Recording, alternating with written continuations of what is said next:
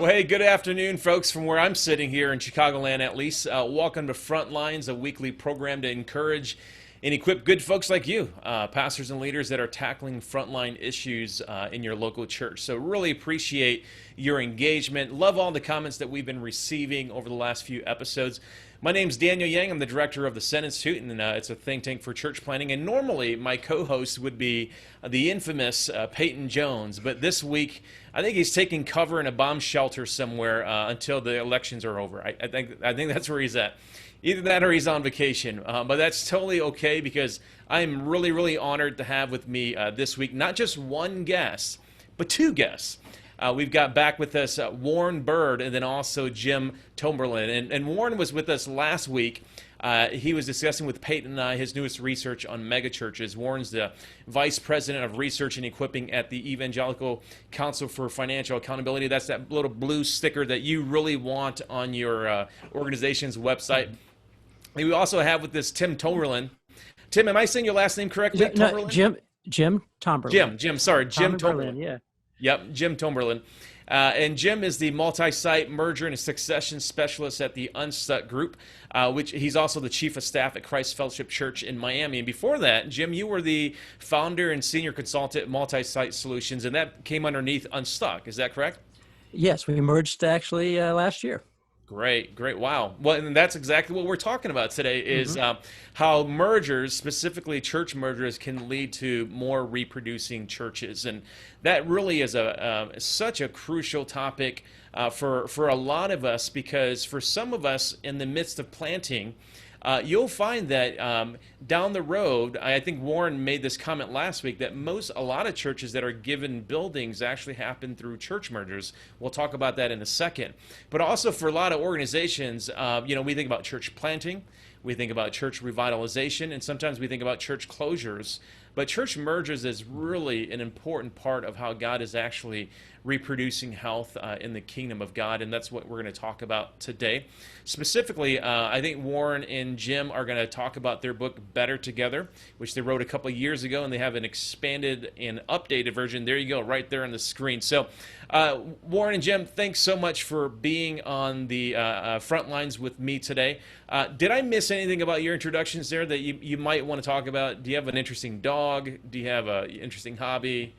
The most important thing to know about us is we both love Jesus, and we both love the local church and what God is doing through it, and we are just delighted to be part of his good work and want to give you some tools to help you flourish, thrive, and multiply. Love that. Thanks for that, Warren. And I really do feel that warmth and that love for Jesus from you. Hey, Jim, let me go to you first. So what was the story and the inspiration behind the original book? I think you guys wrote that back in 2012. Yes, before 2012, a couple years before that, Warren Bird, at the time, at the vice president of Leadership Network of Research, and called me and said, Jim, are you seeing a lot of mergers or seeing any mergers in your multi-site consulting? And I said, I am. And he said, so are we at Leadership Network. I think God is up to something, a new kind of merger. We ought to write a book about it.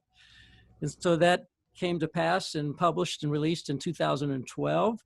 And that was a game changer for us and for the church. It was the first time a book had been written on mergers. And we saw something new, and we wrote about it. We gave some language to that merger conversation and some tools and some resources, told a lot of stories. And then 9 years later, our publisher contacts us and says, we'd like to release this in a paperback. It's been a steady selling book these last 8 years. And we'd like to make it more accessible, more available in a paperback. Would you guys be okay with that? And so, Warren, what did we say? We said on one condition, that we do fresh research. And we did a national survey of just under 1,000 churches that had merged, been part of a merger in one way or another. And we incorporated that data into 28 merger facts into the new book. You'll see several of them today. And in fact, let me just tease with one, because Daniel alluded to it a minute ago, that 20% of church plants go to a church planter. So let me just spell that out from the current slide. Oops. Sorry. Warren is amazing. He can chew gum and walk at the same No, time. actually, I saw Ed Stetzer tweeting and talking at the same time and I thought, well, if Ed can do that, I can at least learn how to cut the PowerPoint on and off. Okay, so look, 20% of mergers become a location for a new or replanted church. This is exciting. This is just amazing. It's going to help.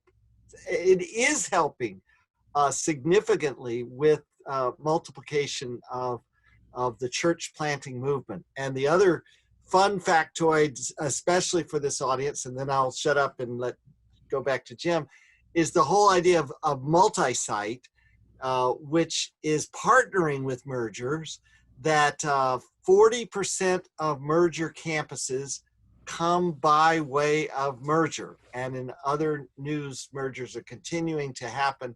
And so this is a weaving together of opportunities that are happening in wonderful ways. Yeah, that's great. And before we jump into the details of all that, because I mean, I want to get back to the 20% of mergers become a location in a church plant. But give us an idea of the conditions for mergers, because not all mergers are the same. There are different reasons for mergers. For those of you who are leading churches right now, you might be asking, is it worth us thinking about a merger with the church down the street or the church across town? But from your experience, from your research, what are the different classifications of merger that you've seen? It's a great question, Daniel. And if you go to that slide, you asked a question earlier, who initiates mergers? Mm-hmm. And the slide after that, there's a chart there, Warren. Yeah, the 7 cycles, or the 7 stages of the church life cycle. This is a tool that we developed at Unstuck Group, where every church will find itself in one of these stages of their life cycle, from launch to life support and to the end. And we have a self-assessment survey on our website at the unstuckgroup.com. And so we have over 15,000 churches have taken this survey, and this is where we get these statistics, Daniel. But we basically have these different stages. About 15% of the 320,000 Protestant churches are in some kind of growing stage of their journey. But about 85% are stuck or in decline or struggling. I like to say that all churches fall into 3 big categories. Some are strong. Those are those on the left side. The 15% or so are growing. There are those who are stuck. That's about 60% of the churches in America. And then there are those who are struggling. They're in life preservation or life support. And so who's a good candidate for merging? All of them are. All of them are, because strong churches are often looking for facilities, or church planters that are growing, looking for a location, a permanent location to start meeting in. And they're looking to expand their impact and their reach, to reproduce and multiply in other locations. So the strong churches are good candidates to have someone join with them. And then stuck churches, of course, they are stuck. And even sometimes they don't even realize they're stuck, or sometimes they do know they're stuck and they're okay with that. And so, but many of those church leaders realize, you know what, we're okay, we can survive, but we want to do more than just survive. We want to thrive, and we want to be a prevailing local church. And maybe if we joined with another stronger, healthier church, we could get unstuck. And then there's those that are in preservation and life support. They're kind of like the churches, Daniel, they're like in this COVID season, they're the ones with a precondition that, this season, puts them even more vulnerable than they were before the COVID. And so clearly they're looking for a rebirth, resurrection, a new chapter, a new start, and they can have one. And instead of going out of business or closing, they can have a new chapter by joining with a strong church.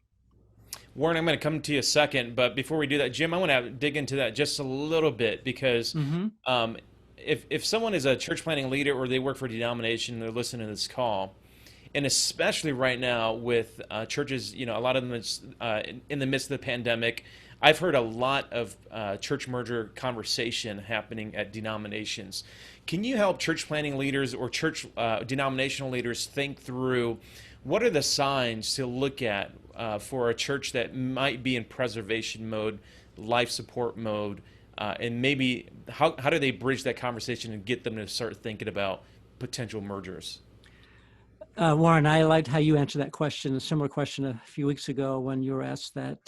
What are the characteristics of a church that's in decline? How do they know they're in decline or stuck? Well, often they don't.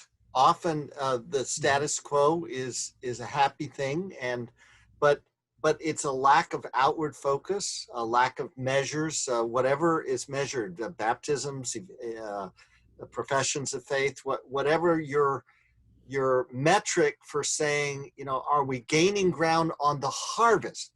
Because again, Jesus calls us not just to care for the flock, but to enlarge the flock, to take the gospel to every nation, tongue, tribe, and every entity that can hear the gospel.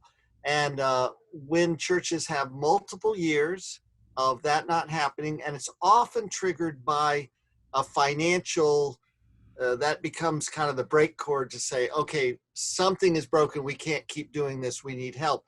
But sometimes there's the first step is to help the church realize we're in trouble. Or as Jim said just a few minutes ago, life could be very different. We could thrive. And we've all but forgotten those eras in which God was bringing a harvest to us, or better stead, sending us out into the harvest and granting spiritual fruit. Yeah. Daniel, one of the things I was going to say is that 10 years ago, the denominational leaders weren't real keen about mergers, and they saw that more as losing churches instead of revitalizing them. But that's really been a big shift, and we saw that in our last survey, where now denominational leaders and network leaders are seeing, hey, all of denominations have some strong churches, and all networks and groups have a lot of struggling or stuck churches. And so they're realizing this could be a way to revitalize our declining or stuck churches, as well as help strengthen our strong churches. And so about 20% of all mergers are initiated by that third party, bringing them together, either denominational leader or network leader who knows their churches and their community and who's weak and who's strong. And so they're often being more proactive in bringing them together. And we're seeing a lot of that now, more than we did 10 years ago. I think that's helpful to know that a large portion of mergers actually are initiated from the outside. I mean, that's really helpful to know. And wait, I have a merger fact for that. So let me... yeah, let's look at that. Can you see it up there? Yes. Merger fact 25. Who initiates? The joining church, and Jim will explain perhaps in a minute what joining church and lead church is. But that third group is the other, which is like a denominational official, an outside consultant, or somebody saying, okay, let me help you assess the future, and I really want to recommend you consider a merger. Mm-hmm. Yeah, that's that. So just looking at that chart, sorry, Warren, can you put that back up there real quick? Absolutely. Because I think it's helpful to go through the different proportions here. So in this particular slide, we're seeing that 46% are initiated by joining churches, 34 are initiated by lead churches, and a 1 out of 5 are initiated by denominations. Jim, help us to understand that language. What's a lead church? What's an initiating church? Warren, if you go to the dance slide, we like to describe every merger as like a dance, Daniel, where one leads and the other follows. In a dance, both people are important and valuable, but you can't have two leads and you can't have two follows. One leads and the other follows. And so the lead church is the church that is the primary healthy culture, that's the dominant culture that the joining church will integrate into or become under. And there's some definitions there. And so it's the merger dance. And so we talk about, it's very important at the beginning of this conversation to define who's the lead and who's the follow, or who's the lead and who's the joining church. Sometimes the bigger church that has a big building and all may be the one that, hey, we should be the lead church, but they're not healthy. They're in decline. Where maybe a smaller church, but it's healthy and growing, can be maybe the lead church, and we've seen that. So it's really not about size, it's more about health and who's the lead and who's the follow. So you can see the joining church is the congregation that is absorbed by, that's more like a rebirth, or integrated into, that's more like an adoption into the lead church's mission, vision, strategy, and culture. Matter of fact, we talk about the 3 questions that really frame the whole merger conversation in the next slide. when you, after you define, we like to say, determine to DTR, define the relationship, who's the lead, who's the follow. And then there's three big questions, Daniel. Two church leaders are talking together, two local pastors, or a local pastor and a board chairman of another church without a pastor or whatever. Is a merger even possible? Is it possible that we could come together as one? And if they agree that, it's possible, then the next question is, all right, it's a nice idea, but is it really feasible? And in our book, both versions, by the way, our second book incorporates everything from our first book, plus a whole bunch more, several chapters. The nice thing, we didn't have to repent of what we wrote 8 years ago. It gave us the language and the format and the templates for us that we still use. But in that, we talk about, in the feasibility stage, we've identified 25 distinct issues that every church merger has to address. Most of them are benign, but there's usually 4 or 5 in terms of being a deal breaker, but there's usually 4 or 5 issues, different for each church, that are problematic. And if they can resolve those, then the others will fall in place. And then the last question is, all right, hey, it's not only possible, it's feasible. We agree as a leadership. We think God is leading us together. Now we recommend this to our 2 congregations, and they're the ones who decide, is it really desirable? That is, with a church vote, usually a congregational vote, or at least a affirmation of the board's decision to join together. But now there's a whole lot of work in between those 3 big questions, but that's basically the dance and the steps. Is there a process that you've seen that has led one to become the lead, one to become the joiner? What do you see tends to be the best practice for discerning who that is? Usually go ahead, Warren. Jim, why don't we jump ahead to the slide with the 4 questions of should we merge? Yeah, that's a great question. Often great slide. Will help people discern what's, is this God's leading? And if so, what's my role, the role of our church in it? In our book, Daniel, I have a little chart too, a little template that I send to the 2 churches if they contact us, and it's a comparison of the 2 churches side by side, of their attendance, their facilities, their staff, just a number of things to look at side by side, and it becomes very apparent when you look at that side by side who's the strong lead church and who's the joining church. Usually, by the time they contact me, they already have a sense of. We kind of sense that we know who this is, but here's 4 questions that either lead or joining church could ask of themselves when they have a merger opportunity present itself to them. First question, Daniel, would our congregation, my congregation, would it be better by merging with this other church rather than remaining separate? Would my local individual congregation be better off by joining with another one? Secondly, could we accomplish more together than we could separately? Third, would our community be better served if we join together, that synergy that we can create? And then I think most importantly, the last question, could the kingdom of God be further enlarged by joining together? If you can answer yes to any one of those or several of those, then it's worth at least considering, maybe we should consider joining together. That's really, really helpful. Hey, Warren, help us understand, what are the reasons why a lead church would want to pursue a merger? I mean, do you have any we happen to have 2 slides on that, so let's talk about it. I figured you might. Merger fact number 27. The main 2 reasons why a lead church wants to get involved is either a big heart of wanting to help other churches revitalize, to come step over their shoulder. Example, I had lunch with a pastor of, a couple of hundred size church. And I asked him how they're holding up on the pandemic. And he told me this amazing story of God's financial provision. And I said, well, then it could be that God wants you to put your arm around the shoulder of another church in your denomination and to help walk them through the pandemic and their struggles. And he said, I have 2 such churches that they're acquaintances, and I really need to reach out to them. Thanks for that push. So this idea of caring for struggling churches is number 1. And right alongside of it is the evangelism. How can we reach more people? How can we enlarge how can God's kingdom be enlarged? Now, there are other reasons, like the third one I think would very much interest exponential people: reproduction, to help plant new churches or birth new campuses. Again, the 1 in 5 mergers goes to a church planter as a facility, which is just very exciting.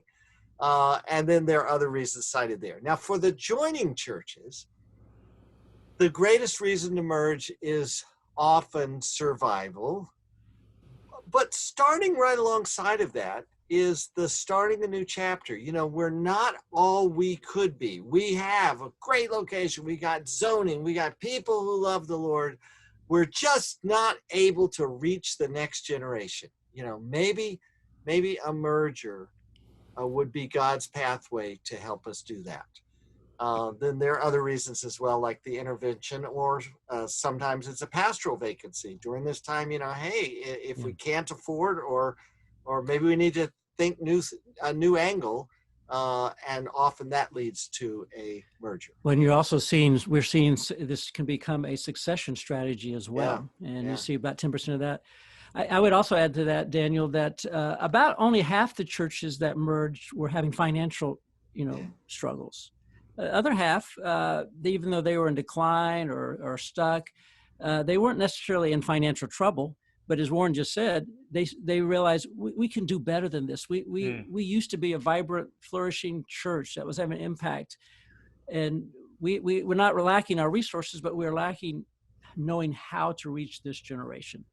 And so this church that we're considering to join, they're doing this, and we could be better together. We could fill this building again and be a vibrant church that's making a difference in the community like we used to decades ago or whatever. I love that. I mean, it really does sound like mergers are about new life and giving life. And that I think for all of us, when we're talking about kingdom growth, it's not about the growth of one particular congregation. It's about the growth of the kingdom at large. And we can see how mergers begin to play into that. Can you help us understand like the range of mergers? I mean, how many different kinds of mergers that you've seen in your ministries? Jim, why don't you start? Let me pull up a slide. We got 4 examples. I've probably been involved with about 100 mergers over the last 15 years that came to pass, either me or my team, and then I've probably been involved with 100 merger conversations that never got to a vote. So, but our process, someone said, how many church splits come out of a merger? I said, I've not had any mergers that ended up being a split. I've had a lot of churches that never got to they'd realized in the process going through the 25 issues, this isn't a good fit. Or they'll come to realize, we're not ready to do this. And sometimes they'll come back a year later and say, we're ready to do this now. And so, but we actually identified 4 kinds of mergers. Not all mergers are the same. And we found that all of them fall into one of these categories. First one, which is probably 50% of them are rebirth mergers. That is, and it's more like an absorption where a declining church, struggling church has lost its way. They come fully under another church and basically are reborn, rebirthed with a new mission vision, new DNA flowing into them from the lead church. And then another kind of merger is more like an adoption, where it's more, it's not a rebirth as much as more of an integrating in and under a lead church. They're bringing something to the table besides just a building and some people, which is, by the way, the people is the greatest asset in any merger. And so we work really hard to help making that transition for the majority, and most do in the merger end up staying with the church. We'll talk about that in a few moments. But the integration, they may be bringing in a ministry, some staff, some programs that the lead church says, we'd like to integrate that into our ministry. And so it's more like an adoption. They bring something and then they, become under the lead church. And then there's what we call a marriage merger, which is a very rare merger. We're truly two equals. And let's underscore that, because almost everybody says, oh, we're a marriage merger. And you have to say, well, are you really? Because that's the easy thought, but it's very rare. Sorry, Jim. Very rare. And that's why we recommend not to use the word partnership and when you're having the merger conversation, because partnership kind of like, it signifies equality, equals, like a marriage does. And so, but when those two churches do come together and that really are strong, they're different in their life cycle, but they're bringing some health and strength, and they recreate something together, like two people in a marriage. Let's create a new vision, mission together. But that's very rare, as Warren said. Now, then the ICU mergers are really the kind of mergers that that represent the old mergers of the past, which were really an ICU is kind of like the last place before you die, and with the hope that maybe we could get revived to live another day. And that was typically the kind of mergers that we saw before the last decade, where churches were coming together, trying to survive basically at the expense of each other, like two individuals drowning. They reach out to survive at the expense of the other. But they didn't think of it that way. They thought, no. We'll take the best of you and we'll take the best of us and we'll join hands and we'll, only work out of strength. But the culture never changed. The lack of outward focus, the lack of clarity of vision, so many things didn't change. And so you didn't end up taking just the best of each. You also took the toxic elements of each that was causing the sickness to begin with. So Daniel, I would say and that was pretty much when we wrote the first book 10 years ago or so, all the research pointed to that's why to these kinds of mergers, there was a really negative attitude about mergers. They don't work, and they were right. But what we were seeing 10 years ago is that a different kind of merger that was less survival driven, although usually there was one church that was stuck or in decline, but it was more mission driven. That is, it's declining or stuck church is joining with a church that's clear about its mission and vision, and it is being effective in its implementation. And they're joining into that mission and that vision of that church. And that was a game changer. And the multi-site church movement was the catalyst for that, because it was a new opportunity to not just have two churches come together in one building, but now we could be two churches, one church in two places, and revitalize and renew and rebirth that declining church, and by coming under the vision and mission of that lead church. And so that was the game changer, and that has continued these last 10 years. And that's what we're seeing, a steady growing of this even before COVID, that the merger has become a tool, an option, a healthy tool, an option in the toolbox of the church. Daniel, let me throw in a merger fact at this point. The question that we're always asked about, what about the pastor at the joining church? Mm-hmm. And our discovery was, were you about to ask that? Yeah, I was, yeah. Our discovery was that most joining churches have a pastor who stays. Now, not in that role, and if it's a multi-site, not necessarily at that campus. But again, here's someone who loves God and has a certain ministry toolkit. Whatever, something in the past hasn't thrived, so can we find a new hat that will help this wonderful person with a lot of good relationships in the community often and in the congregation that joins? Can we help that leader find a new place to thrive, whether it's a missions pastor, a visitation pastor, small groups pastor, or something where there's a area of strength but isn't necessarily in the key leadership role. And I would say the same for the staff as well. There's been an overwhelming commitment by the lead church, in my experience, to say, we need you in that role that you're in now as one of the staff members, or we don't need that role because we already have it, but we'd like to invite you to consider another option. We have 3 openings here, or another position. Would you consider that? And if that doesn't work out, then they usually, and we recommend a very generous severance plan and helping them to land somewhere in a timely way. Yeah, I'd imagine having the buy-in of that pastor to lead through cultural change, to point to new leadership is essential to that. What about church members, though? What are you seeing post-merger? What happens to church members? Do they tend to stay? Warren has a fact for that. Indeed, yes. And because we did talk before our presentation, I was able to cue many of these up. Only merger fact number 10. Only a small percentage of adjoining church members depart post-merger. Now, again, this is all in the attitude and heart of the lead church. If in the business world, it's an acquisition and I don't care about the people. If they get in the way, sever them. And, we're all about the bottom line of finances. In ministry mergers, the heart of our ministry is people. And we want to help the former church's crowd continue to grow in Christ, truly integrate with the new congregation. And by the way, you know it when instead of talking about that, our church and the new church, or us and them, or when pretty soon you look around and you go, well, I just don't quite remember who all was with the old church and who all was with the merged church. That can happen. And so this attitude of honoring is actually the key, HONOR, in terms of validating the tremendous experience and background of the former members. But that doesn't mean that the men's pancake breakfast that met on the fourth Saturday of every month is necessarily going to continue. So there is the pain of loss, of doing things in a different way.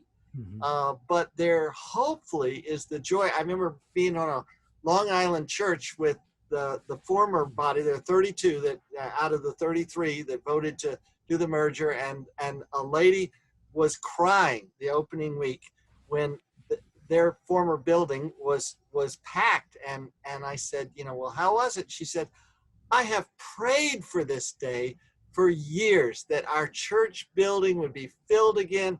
I would be filled with young people again, and it's happened today. I still don't like the music, but I can put up with anything to see this kind of new life. And that heart, because often the music is very different, that heart makes a great integration of the joining and the lead. We're going to get to questions from the audience in just a little bit. If you got a question for Warren or Jim, go ahead and drop it in the Q&A there, and we'll get to it as soon as we're done through the presentation. But I want to ask a question. I've got a good friend who was a part of a church merger. He was a church planter out in the Baltimore area, and he was leading a church plant for maybe a year or two. And then the church that they were borrowing, the church building that they were borrowing, that congregation approached him about a potential merger. And he told me after they went through the dance that you described, that his mindset as a church planter, he had to graduate several stages, because he went from leading a smaller church of young people to now having to do funerals and those kinds of things. Which is why he needed the joining church pastor to do some of that. I'm sorry, go ahead. In this particular case, they didn't have an existing pastor. So can you help future church planters who will probably rehearse this story over and over again, in the future, how to work through that mindset from being just a church planter a couple years on the ground to now having to worry about, cradle to grave type issues as a pastor of a multi-generational church? Jim, I'll just say a comment, then you take the bulk, please. But that is a very astute observation, because a church planter tends to draw the age of the church planter minus a few years. So if I'm in my, mid-30s, the congregation is in the lower 30s.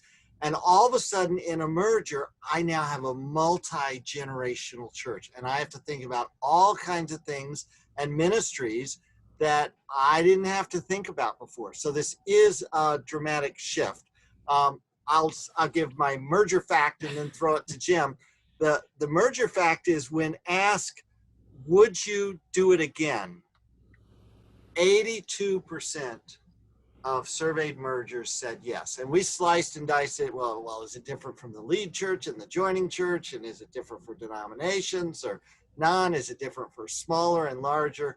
So whatever the experience of this church planter, in terms of all of a sudden going multi-generational, most of them say it was worth it and I'd do it again. Jim, what would you add? Well, it's hard to add anything to that more, Warren, but I would just say, Daniel, this is what men and women who are called to be shepherds and pastors, this is what we long for, is to serve the needs of people. And you realize when you go from being a really young church and now you have a lot of older adults, sometimes the preferences get some heat can get between the preferences of what we like and styles and all that. But the other side of the coin is that they bring so much wisdom and maturity to that young pastor. And when you can learn, and there are a lot of these individuals that are very wise and godly men and women who want to help and pour their life into their young pastor, and the benefits outweigh the liabilities, the challenges. Yes, this is, everybody's in a certain stage in their life journey, and if you're going to be a fully functioning church, you're going to have all those generations eventually. Yeah. And so now the book has a lot of stories. It's just packed with Mhm. stories, and I'm just giving you the merger fact in an overbalance.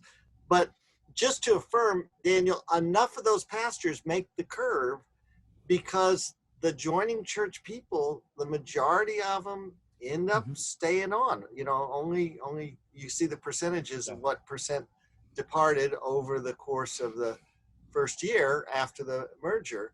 So kudos to these church planters, become multi-generational pastors.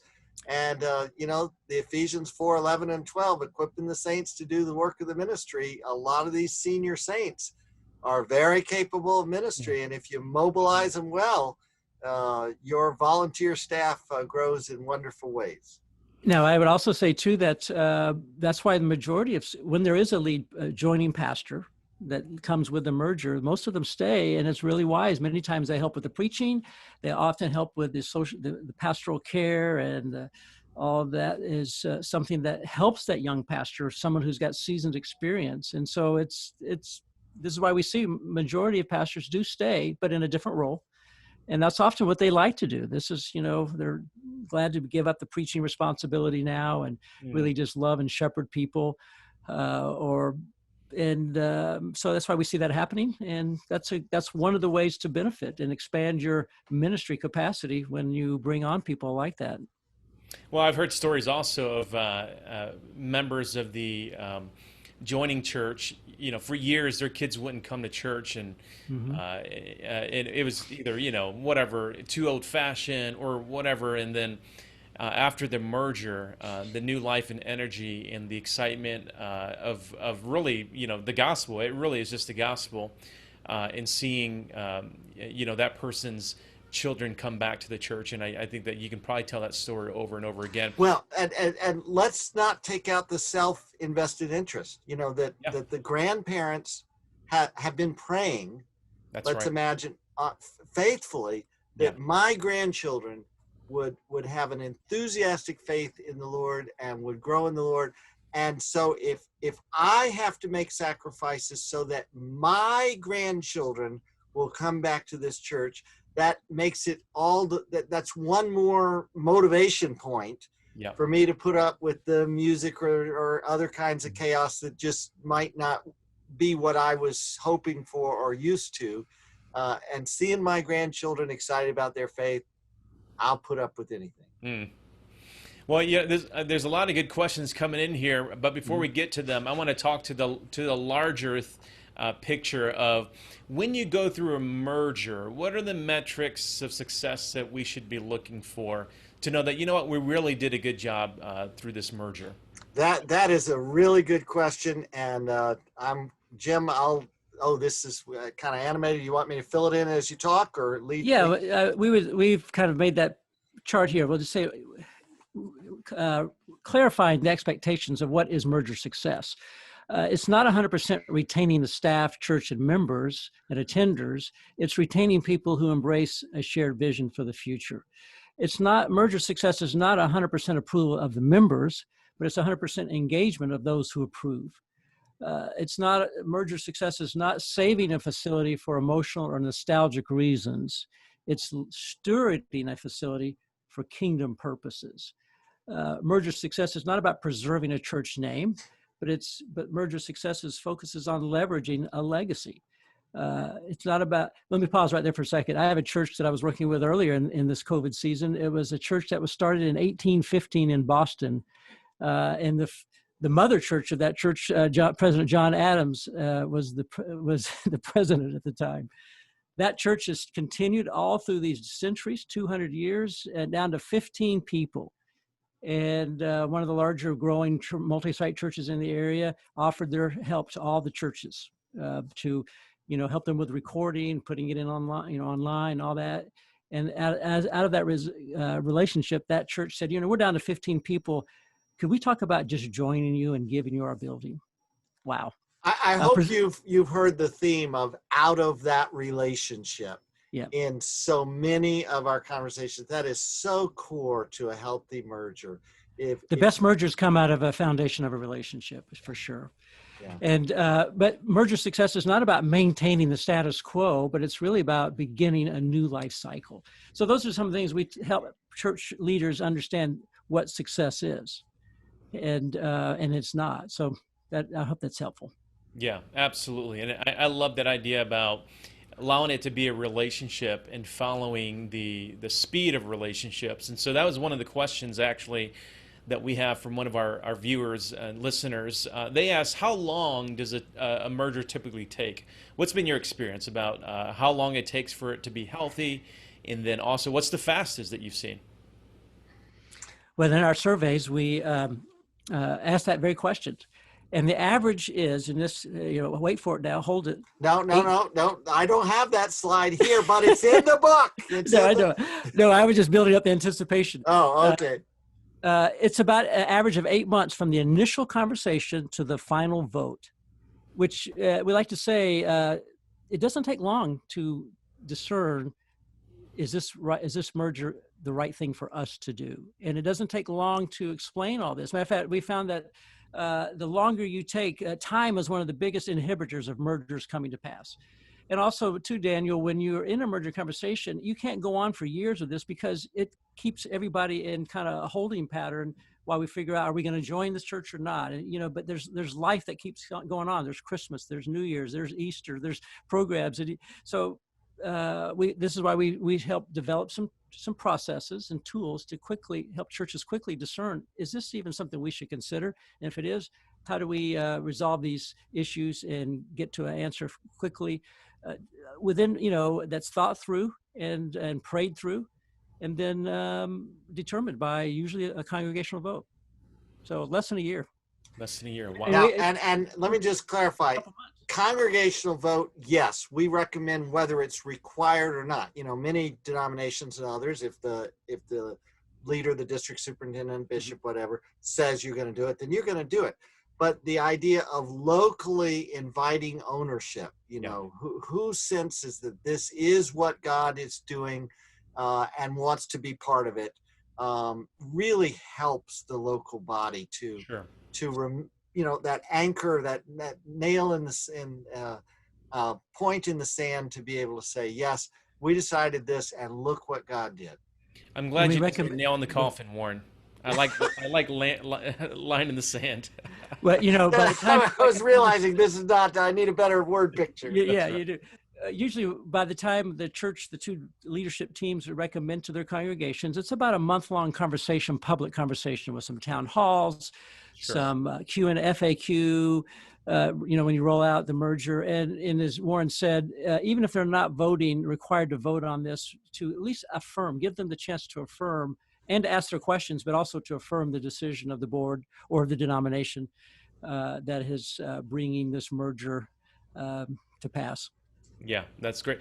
Well, I've seen them. You've probably seen and walked with some where the mergers didn't work in the end. I don't know if failure is the right word, but you go through a process and then the adoption, the merger didn't go through. What are some of the common reasons that you've seen? One of the questions that were asked here is, what's one of the common reasons for why the merger adoption process doesn't go through? Well, I would say, first of all, as we mentioned in the beginning, one of the first mistakes churches make is not defining the relationship. And so it's very important that you define that relationship, who's the lead and who's the follow. Now, and I always tell churches, if you're the follow church, you're making most of the sacrifice. You pretty much are giving up everything. And what do we get in return? Life, or prevailing church. Now, the lead church their challenge is often the expense of absorbing a building or facility and all that, and the challenge of that. But really understanding who's the lead and who's the follow, that's the first big important step. Probably the thing that kills mergers more than anything else, the merger conversation that never gets to a vote, is that someone doesn't want to give up control. Mm-hmm. It's either a pastor, which is not often the case, but it's usually a board member or an influential family in the church or whatever. Someone who usually we're just going to give them our building, and and that seems repugnant to them at times.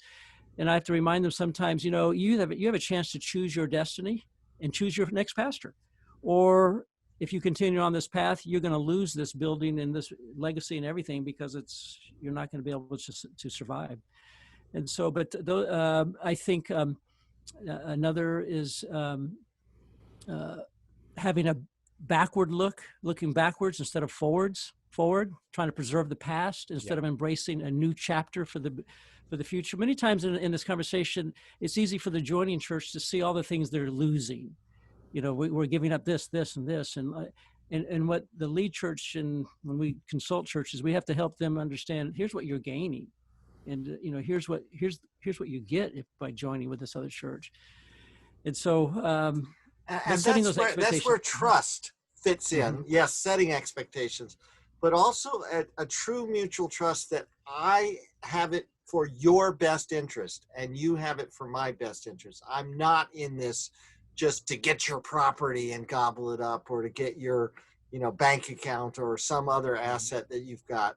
But it's truly that our heart is to minister in your community. We truly all sense God's leading about it. And we've done the kinds of interactions to build the trust, to continue to think the best of each other when there's a bumpy moment in the process. Daniel, we have a chapter in our book that's all about, and the title is, "Are you a church merger-friendly leader?" Are you a merger-friendly leader?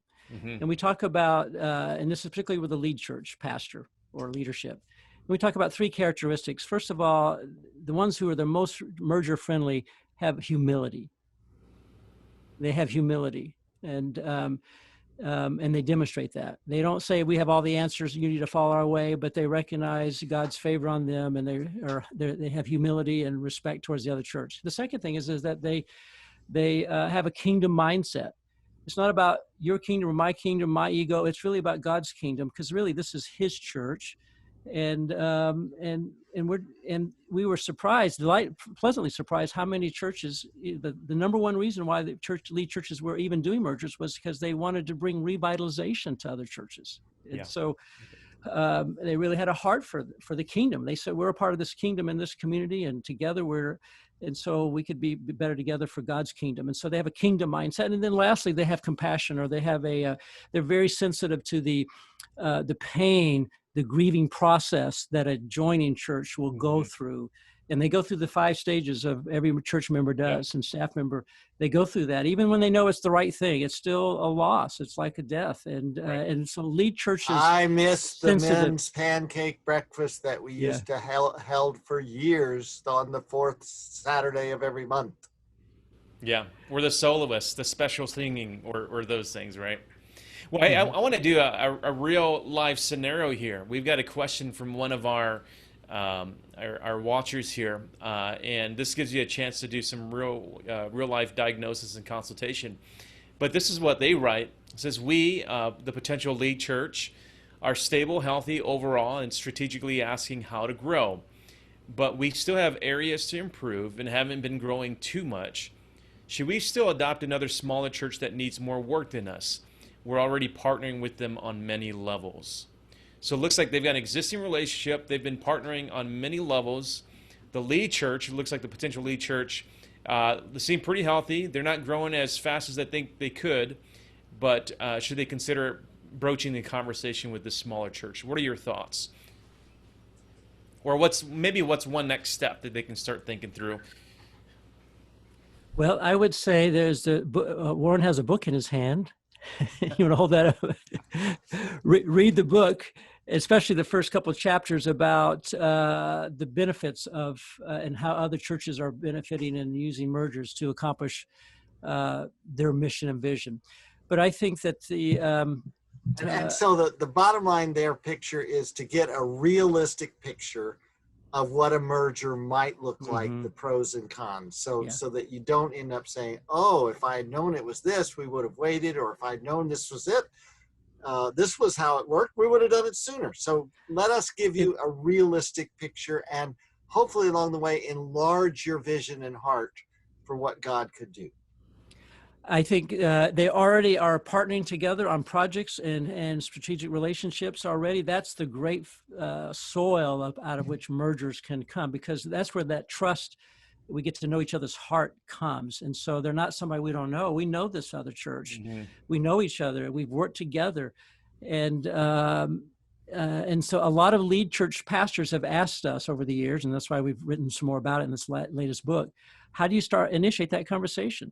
Well, if they're already in a relationship, it's just a natural conversation to say, would it make sense for us to even consider joining together? I don't know if they have come together in one location, or they keep it in two locations, or there's all kinds of different scenarios on that. But it sounds like they already have the relation. It's all about relationship and resource. That we talked about the two R's. I hear one more factor going on. I hear the lead church saying, hey, whatever we do, we're going to reproduce ourselves in someone else. And that's so true. You reproduce who you are, not what you say.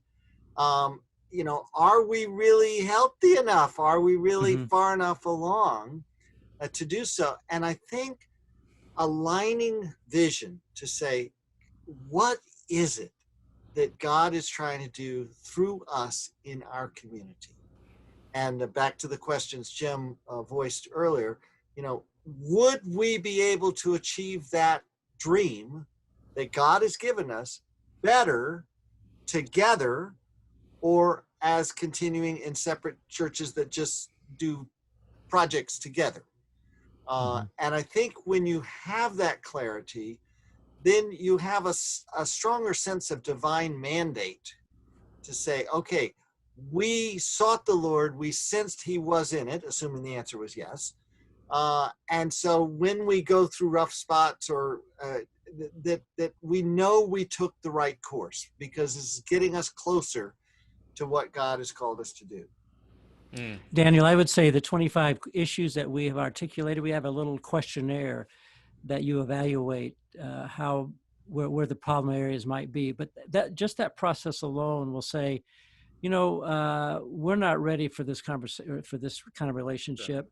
Yeah. Or, we're more similar than we realize, and we complement each other in some areas. Where we're weak, you're strong, and where you're strong, we're weak. And that surfaces through that process. And this is why many times when I've taken churches through that, they realize this isn't a good fit for us, or this isn't the time for us to be thinking about this. Others are like, this is coming together better than we thought. But that's the process that go ahead. And just to clarify, that's an appendix in the book where we give you the blank 25 questions, but we also give you actually two different pairs of churches that wrote their answers in side by side, both of which led to a healthy, fruitful merger.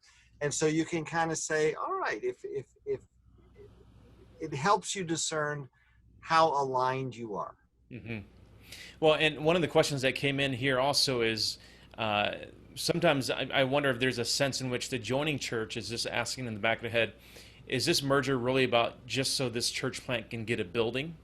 And so my guess is that the assessment process that you have in your book can kind of lead those conversations at a very transparent level. Is that what I'm understanding? They can help, but what you're raising is the issue of trust. And I mean, that's what the Evangelical Council for Financial Accountability's motto is: enhancing trust. And that trust is the currency of any kind of these relationships for mergers as well. Absolutely. Well, hey, we're coming up on our time here, but I want to ask you one last question, because I think it's really important and crucial during this time. A lot of churches in the midst of the pandemic, some of them are experiencing, some level of growth, financial giving, whatever. And then there are others on the other side of the spectrum where they're really asking the question, are we going to make it through the pandemic? Speak to the network leaders, the pastors on this call, if they happen to be in either one of those camps. What's their practical next step? Obviously, buy your book, and that's going to be my answer. Buy Better Together. But what can they be thinking about over the next few months to help them prayerfully decide that maybe we should broach this topic with another church? Let me start. Nationally, about 2% of churches per year close. That's, some denominations higher than others. Can you say that again, Warren? You broke up. Nationally, about 2% of most of churches across the spectrum of Protestantism close each year. And that's going to increase because of the pandemic. We all are sad about that, but those who went into the pandemic weak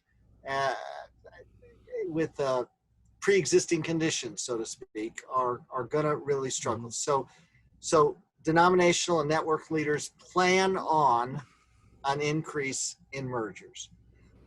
Anticipate it and help churches explore, should this be for us?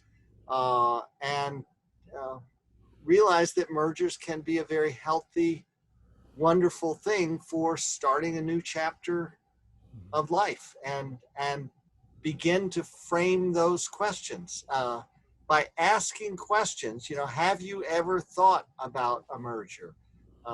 Is a innocent, sincere question that helps begin the conversation. Daniel, we were seeing a increase over the last decade in mergers before COVID, because there has been a shift in American culture away from church attendance, as you know, even though we still see a lot of churches, 20%, 15 to 20% are growing, vibrant churches. But that culture that valued church attendance has faded. And so this is one of the reasons the publishers came to us and said, we see mergers are increasing, and had no idea COVID was coming, of course, a year ago when they asked us to release this book this fall. But they, after the COVID season hit, they said, we're only going to release one book this fall, and it's your book, because it's so timely. And so the COVID has only highlighted what we already know. This pandemic is the good, the bad, and the ugly. It's only accelerating what was already happening. And so a lot of those conversations are occurring right now. And yes, network and denominational leaders are being more proactive in bringing those churches together. I think the book has been out for a decade, the first book, and we gave language and permission to even have these conversations and as a viable option for churches. I think that's becoming more mainstream. I feel like we see how God has orchestrated all that in the past to prepare us so that this does become an option. There's going to be a huge transfer of church real estate through retirement. Through pastors retiring, churches declining, not able to sustain, and so there's a huge opportunity here, and this can be a win-win, not a win-lose or a lose-lose, but a win-win. And I think more and more church leaders are beginning to realize that and are being very proactive in a positive way to help expedite these conversations. Well, I really believe that as well. I want to thank you, Warren Bird and Jim Tomberlin, for being on today on Front Lines. And Warren, hold that book up one more time. Make sure you grab their updated and expanded version of Better Together, Making Church Mergers Work. And speaking of Better Together, don't forget about the upcoming Exponential Roundtables coming to your city, especially during right now. We're in a very divisive cultural moment. The call to be better together is really never greater than a time as of right now. So when you join the conversation at a local roundtable event, you'll participate in an important conversation in your city and be connecting with others as well. We're actually demonstrating what it means to be better together through these roundtables. Thanks so much for joining us on this particular episode. We'll be back next week with Peyton, and we'll be back with another guest on Front Lines. Until then, God bless you, and thank you for serving the kingdom the way that you do. Thanks, Daniel. You're a great host. Daniel. Thank you, guys. Yes.